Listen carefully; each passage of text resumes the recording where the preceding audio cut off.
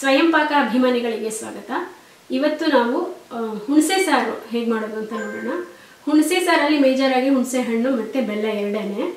ಈ ಹುಣಸೆ ಹಣ್ಣು ಬೆಲ್ಲ ಎರಡೂ ಕೂಡ ಪಿತ್ತಾಹಾರ. ನಾವು ಈ ಬಿಸಿಲಲ್ಲಿಂದ ಆಚೆ ಬಂದಾಗ ಒಂಚೂರು ಬೆಲ್ಲ ತಿಂದರೆ ಸರಿ ಹೋಗುತ್ತೆ ಅಂತಾರೆ.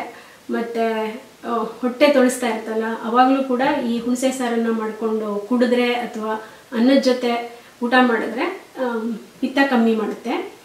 ತುಂಬ ರುಚಿಯಾಗಿರುತ್ತೆ. ಹಾಗೇನೂ ಕುಡಿಬೋದು, ಇಲ್ಲ ಅನ್ನದ ಜೊತೆ ಕೂಡ ತಿನ್ಬೋದು.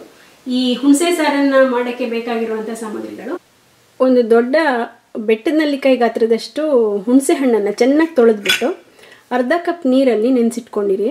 ಒಂದು ಏನಂದರೆ ಈ ಪುಳಿಯೋಗರೆ ಗೊಜ್ಜಾಗಲಿ ಅಥವಾ ಈ ಹುಣಸೆ ಸಾರು ಇಂಥದನ್ನು ಮಾಡುವಾಗ ಅಂದರೆ ಹುಣಸೆ ಹಣ್ಣು ಬೆಲ್ಲನೇ ಮೇಜರ್ ಆಗಿರುವಂಥ ಇಂಗ್ರೀಡಿಯೆಂಟ್ಸ್ ಉಪಯೋಗಿಸ್ಬಿಟ್ಟು ಮಾಡುವಂಥ ಅಡುಗೆಗಳಲ್ಲಿ ಕರೆಕ್ಟಾದ ಮೆಜರ್ಮೆಂಟ್ ಕೊಡೋಕ್ಕೆ ಅಸಾಧ್ಯ. ಯಾಕೆ ಅಂತಂದರೆ ಹುಣಸೆ ಹಣ್ಣು ಹುಳಿ ಅಂದರೆ ಹುಳಿ ಇರುತ್ತೆ, ಕೆಲವು ಸಲ ಇಲ್ಲ ಸಿಹಿ ಇರುತ್ತೆ. ಅದರಿಂದ ನೀವು ದಿನಗಟ್ಲೆನಲ್ಲಿ ನೀವು ಉಪಯೋಗಿಸ್ತಾ ಇರ್ತೀರಲ್ಲ, ಅದು ಎಷ್ಟು ಹುಳಿ ಇದೆ ಎಷ್ಟು ಸಿಹಿ ಇದೆ ಅಂತ ನಿಮಗೆ ಗೊತ್ತಿರುತ್ತೆ. ಅದನ್ನು ನೋಡಿಕೊಂಡು ನೀವು ಈ ಹುಣಸೆ ಸಾರು ಹುಣಸೆ ಗೊಜ್ಜು ಮಾಡಬೇಕಾದ್ರೆ ಕ್ವಾಂಟಿಟಿನ ಡಿಸೈಡ್ ಮಾಡ್ಕೊಳ್ಳಿ.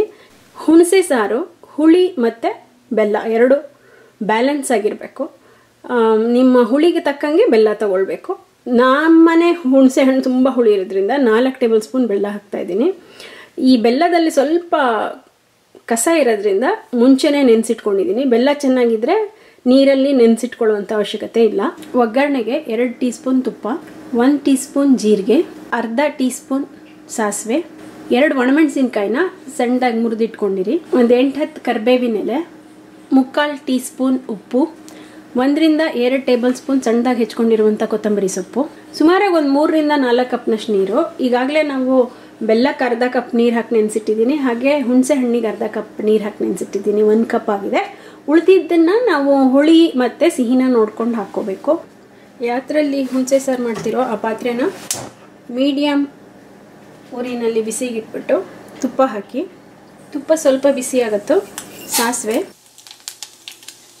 ಚಿಟ್ಗುಟ್ಟಿತ್ತು ಜೀರಿಗೆ ಹಾಕಿ ಅದನ್ನು ಸ್ವಲ್ಪ ಪಟ ಅಂದ ತಕ್ಷಣ ಮೆಣಸಿನ್ಕಾಯಿ ಹಾಕಿದ್ಮೇಲೆ ಈ ಕರಿಬೇವು ಹಾಕಿದ್ಮೇಲೆ ಒಂದು ಲೋಟದಷ್ಟು ನೀರು ಹಾಕಿದ್ಮೇಲೆ ಬೆಲ್ಲ ಚೆನ್ನಾಗಿದ್ರೆ ಹಾಗೆ ಡೈರೆಕ್ಟಾಗಿ ಹಾಕ್ಬೋದು.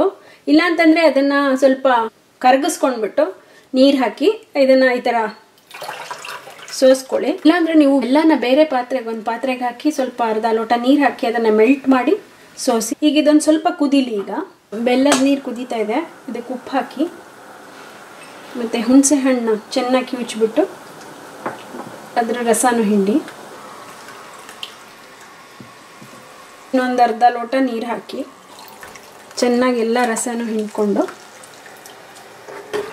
ಒಂದ್ಸಲ ಮಿಕ್ಸ್ ಮಾಡಿ ಇದನ್ನು. ಈಗ ಒಂದ್ಸಲ ಬೇಕಾದರೆ ನೀವು ರುಚಿ ನೋಡಿಬಿಟ್ಟು ಅದಕ್ಕೆ ಬೆಲ್ಲ ಅಥವಾ ಇನ್ನೊಂದು ಸ್ವಲ್ಪ ಹುಣಸೆ ಹಣ್ಣು ಉಪ್ಪು ಬೇಕಾದರೆ ಹಾಕೋಬೋದು. ಹುಣಸೆ ಹಣ್ಣು ನೀರು ಹಾಕಿದ್ಮೇಲೆ 1 ನಿಮಿಷ ಕುದ್ದಿದೆ, ಇದು ಸಾಕಿದು. ಕೊತ್ತಂಬರಿ ಸೊಪ್ಪನ್ನು ಹಾಕಿ ಇದನ್ನು ಆಫ್ ಮಾಡಿಬಿಡಿ. ಹುಣಸೆ ಸಾರಿಗೆ ನೀವು ಬೇಕಾದರೆ ಕಾಯಿ ಹಾಲನ್ನ ಮಾಡಿಬಿಟ್ಟು ಹಾಕೋಬೋದು. ಒಂದು 1/4 ಕಪ್ ಕಾಯಿಗೆ ಚೆನ್ನಾಗಿ ಒಂದು ಸ್ವಲ್ಪ ನೀರು ಹಾಕಿ ಅದನ್ನು ರಸ ಹಿಂಡ್ಬಿಟ್ಟು ಅಥವಾ ಮಿಕ್ಸರ್ಗೆ ಹಾಕಿ ಕಾಯಿ ಹಾಲು ಮಾಡ್ಕೊಂಡ್ಬಿಟ್ಟು ಅದನ್ನು ಕೂಡ ಹಾಕೋಬೋದು. ಒಂದೊಂದ್ಸಲ ನಮಗೆ ಸಾರು ಹುಳಿ ಅದನ್ನೇ ತಿಂದ್ಬಿಟ್ಟು ಬೇಜಾರಾಗಿರುತ್ತೆ. ಆ ಸಂದರ್ಭದಲ್ಲಿ ಕೂಡ ಈ ಬೇಗ ಸುಲಭವಾಗಿ ಮಾಡುವಂಥ ಹುಣಸೆ ಸಾರನ್ನು ಮಾಡ್ಕೊಂಡು ತಿನ್ನೋದು ರುಚಿ ಮತ್ತು ಆರೋಗ್ಯ ಕೂಡ. ಈಗ ಹುಣಸೆ ಸಾರನ್ನು ಹೇಗೆ ಮಾಡೋದು ಅಂತ ಗೊತ್ತಾಯ್ತಲ್ಲ.